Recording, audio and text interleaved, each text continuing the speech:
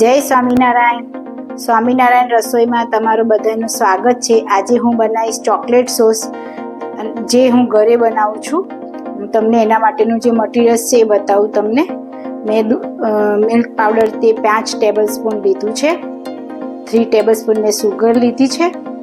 1 table spoon મેં મેદો લીધો છે. કોકો મેં 3 ટેબલ સ્પૂન કોકો લીધો છે. એક ચમચી મેં બટર લીધું છે. હાફ ટીસ્પૂન મેં વેનીલા એસેન્સ લીધું છે. ચોકલેટ વેનીલા એસેન્સ લીધું છે. અને 100 ગ્રામ જેટલું મેં મિલ્ક લીધું છે. આમાં આપણે મિલ્ક લઈ લીધું છે. હવે આ મિલ્ક પાવડર બધું આપણે અહીંયા પહેલાં મિક્સ કરી અને પછી ગેસ ઉપર મૂકશું, જેથી લમ્સ પડી ના જાય.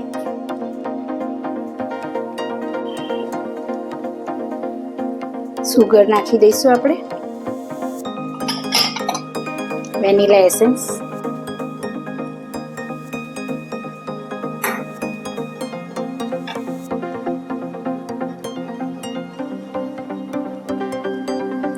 Cocoa powder. હવે આપણે એને બધું હલાઈ નાખશું.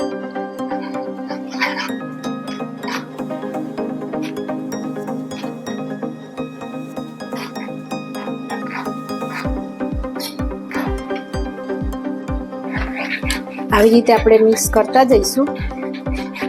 પછી એકદમ મિક્સ થઈ જાય પછી આપણે એને ગેસ ઉપર મૂકશું અને બટર તો આપણે લાસ્ટમાં નાખશું.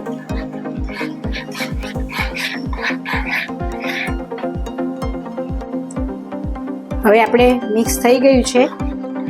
હવે આપણે એને ગેસ ઉપર મૂકી દઈએ. આપણે આ ગેસ ઉપર મૂકી દીધું છે. હવે આને આપણે થીક થવા દઈશું. પછી આપણે એની અંદર બટર નાખી દઈશું.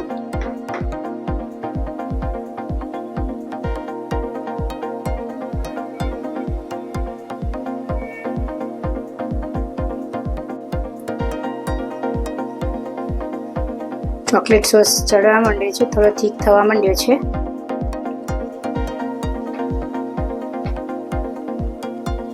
થીક થવા આવે પછી આપણે બટર નાખશું.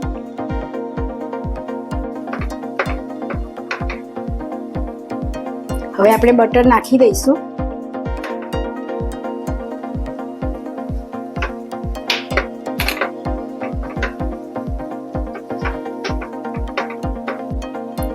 આપણે જે ગેસ ઉપર બેઝ કર્યો તૈયાર એ રેડી થઈ ગયો છે.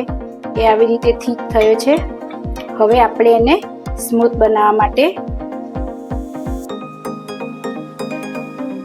આમાં આપણે 1/3 કપ ઉમેરી અને એકદમ ચોકલેટ સોસ રેડી કરશું. ટેન્ડર ફેરવશું. આવી રીતે હું મિક્સ કરી દઈશ.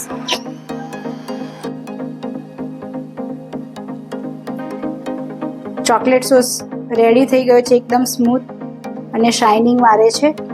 આને આપણે કેક ઉપર પણ પાથરી શકીએ, ચોકલેટ સેન્ડવિચ પણ બનાવી શકીએ અને પફ કેક પણ પાથરી શકીએ.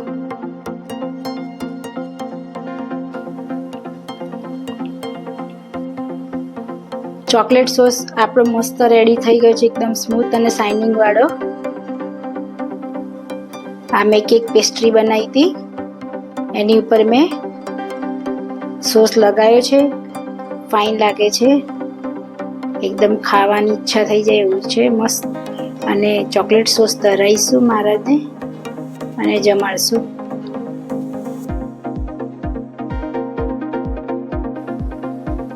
એ મહારાજ ચોકલેટ સોસ અને પેસ્ટ્રી બનાવી છે, જમો મારા વાલા.